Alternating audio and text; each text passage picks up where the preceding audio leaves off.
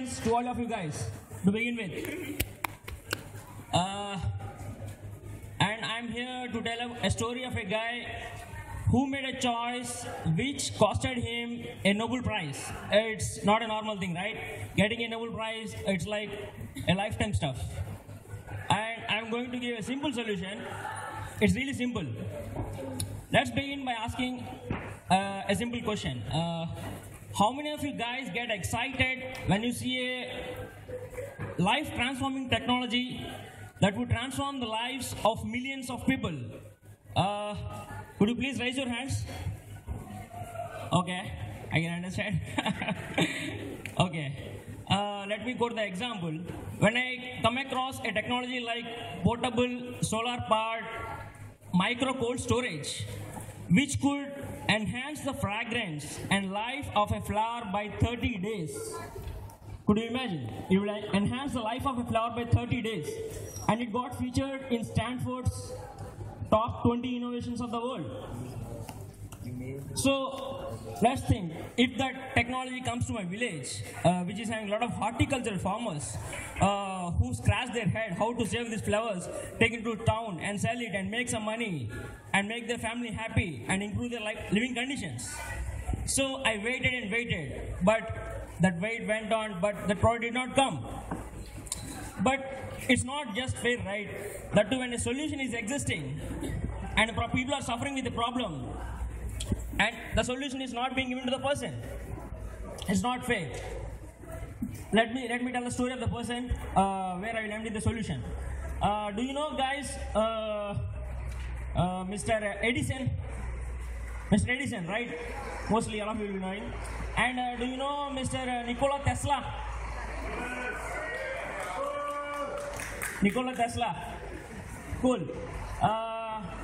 Mr. Edison and Mr. Tesla both invented few things, and one thing is common in them, in their inventions. Mr. Nikola Tesla invented direct current supply system, which in many ways is technologically more advanced than the alternate current power supply system invented by Mr. Edison. But Mr. Edison is a much better businessman. He started GE, and rest is history. We know how General Electric is doing right now. And Mr. Tesla chose that a different path. He left it like that. He did not make the product reach the masses, his inventions. And it was like that. And to quote the next invention of him, Mr. Tesla was the person who initially invented the radio transmission. But Mr. Marconi took it from him and he got the Nobel Prize. It's because only of one thing, the choice Mr. Tesla made. He thought that he will take the product to the industrial people, industrial customers who are going to pay a lot of money, give him royalties, all the kinds of stuff. But Mr. Marconi took it to the masses. So that brought him a Nobel Prize, right? So it's a choice that costed him an opportunity to win a Nobel Prize. So what is the solution? An innovative product itself is not good. Itself will not win you. It's a myth that it will win you.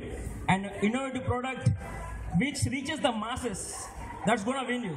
Because why? Somebody invents a product. Because it has to reach the beneficiaries, and the beneficiaries' life has to get transformed. I could not use the word change because after hearing the word transform a lot of times, I cannot use the word change. So it has to transform the lives of people and improve their living conditions, right? So a good innovative product coupled with a good distribution system which reaches the masses, that's gonna win. That's gonna win, right? So we are on a mission to make technology accessible to the people. So when you say masses, I'm from India. You know that India is the world's largest country with in terms of youngest population. When you take the youngest population, India is the top. Even though China is having more population than India, but when we say the youngest population, India is on the top. And India is a land, why India? You may ask me, why India? Because India is a place with varied cultures, various languages, various climates. It's like a lot of things. So almost all the products fit the bill there. And there are a lot of beneficiaries for every product you guys invent or your friends invent, somebody invents. So guys, if you are having some kick-ass products and if you want to get it to the Indians, come to us. We'll take it. That's what I'm going to tell you. And who we are. We are Chehatke. It means like it's a combination of two Indian words from two different languages, which means do different. That's what is in our DNA.